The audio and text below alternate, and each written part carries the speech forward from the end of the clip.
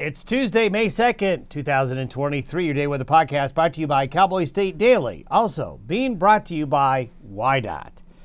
Warm temperatures and a little bit of shower and thunderstorm activity as we head into the next couple of days.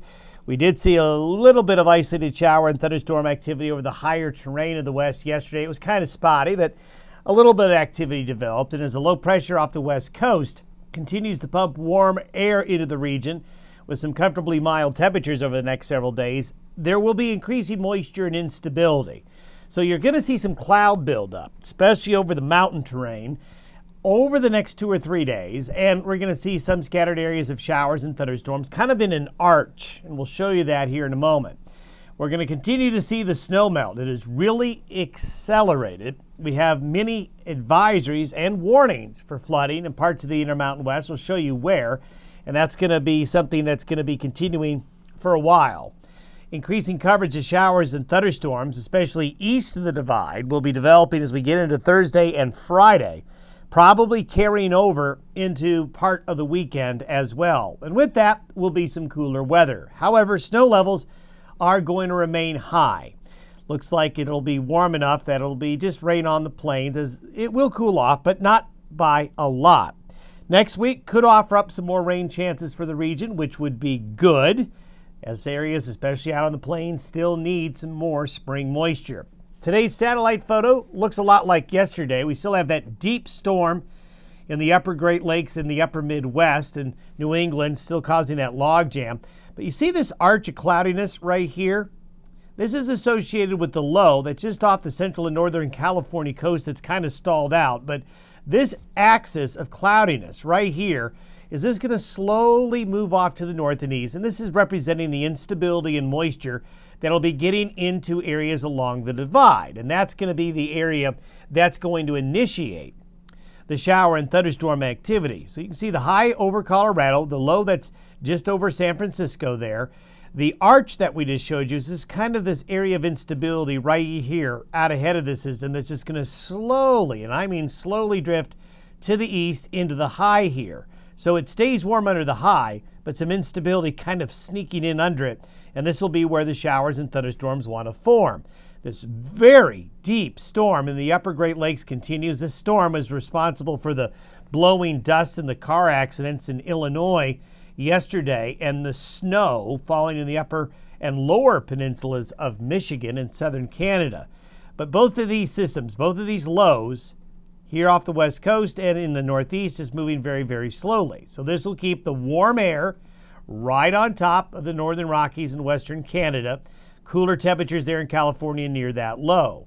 So this is the axis of where this arch, so to speak, of the shower and thunderstorm activity is going to be forming today. And notice, it's very close to the terrain. So it's going to be where and near the higher terrain is going to be the shower and thunderstorm activity developing today. A bit more concentrated activity down here in West Texas and eastern New Mexico.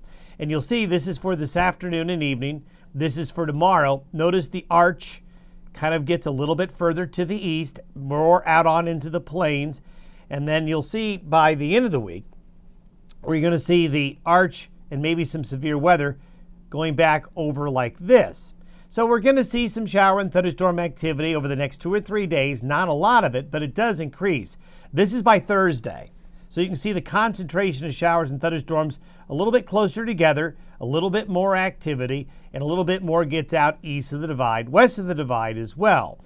By Saturday, this is by noon Saturday, the low that's over the California coast kind of gets stretched out, weakens a little bit, but does cause an area of instability and moisture to be over a large part of the northern parts of the Rockies, central Rockies as well, as the high shifts more towards the Midwest. So this is going to lead to the cooler temperature readings and shower and thunderstorm activity cumulative through Saturday evening looks like this. Now we're into the time of year where the showers and thunderstorms are going to be hard for the models to detect where the best concentration will be. But it does look like there's going to be a concentration of heavier showers and thunderstorms here across parts of the Pacific Northwest, part of that low there in California. But if you don't see a lot of rain in your area, it doesn't mean it won't rain. the models have a hard time with these afternoon showers and thunderstorms, but there's going to be an increase, especially in Nebraska and South Dakota, which could use some moisture right now, parts of Kansas and eastern Colorado and eastern Wyoming as well. Here's our flood advisories. Anywhere you see green, light green or dark green, flood advisories and warnings are in effect. So we're starting to see that now get into the Little Snake River Valley. That Little Snake River near Dixon, Wyoming could be approaching flood stage, minor flood stage by Friday. And we've got advisories over a large area due to melting snowpack. And this green, a lot of this green will be showing up on maps here over the next several days. Temperatures by Saturday do cool off. Nothing terribly cold, except there in Northern California here, but it is going to cool off. But snow levels here are going to stay high. The higher mountain peaks are going to get snowed on, but the lower elevations doesn't look like there's going to be much of a concern with that cooler weather. Now, longer term into next week, this is why next week could offer up some opportunities for more rain chances, as we'll have another upper level low settle into Utah sometime around Tuesday and Wednesday of next week.